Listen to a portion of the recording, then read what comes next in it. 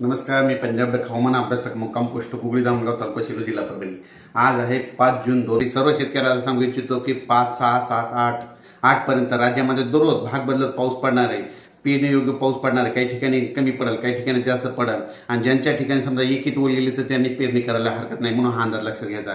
पण परत एक सर्व शेतकऱ्यांसाठी आणि एक अंदाज देत आहे।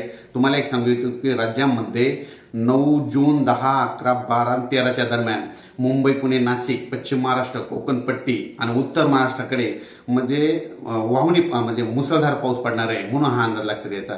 म्हणजे कोकणपट्टी, उत्तर महाराष्ट्र आणि पश्चिम महाराष्ट्रामध्ये 9 ते 14च्या दरम्यान मुसळधार पावसाची शक्यता आहे, म्हणून हे अंदाज लक्षात घ्यायचा।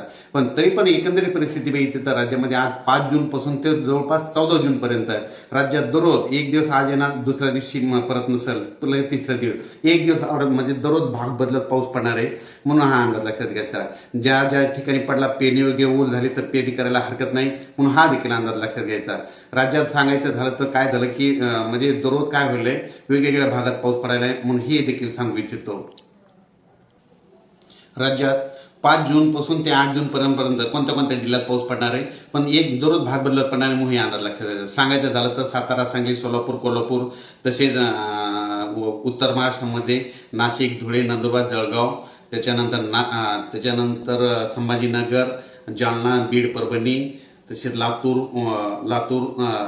नांदेड, हिंगोली, यवतमाळ, वाशिम, बुलढाणा, अकोला, अमरावती, त्याच्यानंतर उस्मानाबाद, लातूर, त्याच्यानंतर तो पाऊस तसेच सोलापूर, पंढरपूर असा ह्या भागामध्ये जरा चांगला पडणार आहे। ह्यामध्ये 5 जून ते 8 जून दरम्यान। पण त्याच्यानंतर 9 जून पासून ते 13 जून पर्यंत राज्यामध्ये काही काही भागामध्ये जोरदार पाऊस पडणार आहे। त्या जिल्ह्याचे नाव सांगतो। 9 जून पासून ते 14 जून दरम्यान म्हणजे वडी नाले वाहतील असा पाऊस पडणार आहे। त्याच्यामध्ये जिल्ह्याचं नाव सांगतो। सातारा, सांगली, पुणे, कोकणपट्टीचे संपूर्ण जिल्हे, त्याच्यानंतर नगर जिल्हा, नाशिक जिल्ह्याला खूप पाऊस पडणार आहे, म्हणजे वडी नाले वाहणार आहेत, नदीला पूर देखील येईल। त्याच्यानंतर मुंबईला देखील अतिवृष्टी होणार आहे। मुंबईच्या जनतेने देखील सतर्क राहण्याचे म्हणजे 9 ते 12 जून दरम्यान सतर्क राहावे। त्याच्यानंतर पुण्याकडे देखील जास्त पाऊस पडणार नाही, पुणेकरांनी देखील सतर्क राहावे। कोकणपट्टीमध्ये देखील मुसळधार पाऊस पडणार आहे, म्हणून कोकणपट्टीवाल्यांनी सतर्क राहावे। तसेच धुळे, नंदुरबार, जळगाव या भागात जरी जोरदार पाऊस पडणार आहे, वडी नाले वाहणारा पाऊस पडणार आहे। तो पाऊस नगरपर्यंत येणार आहे, संभाजीनगरपर्यंत येणार आहे आणि त्यात बीड जिल्ह्यापर्यंत येणार आहे, परभणीपर्यंत येणार आहे, म्हणून हा अंदाज लक्षात घ्यायचा।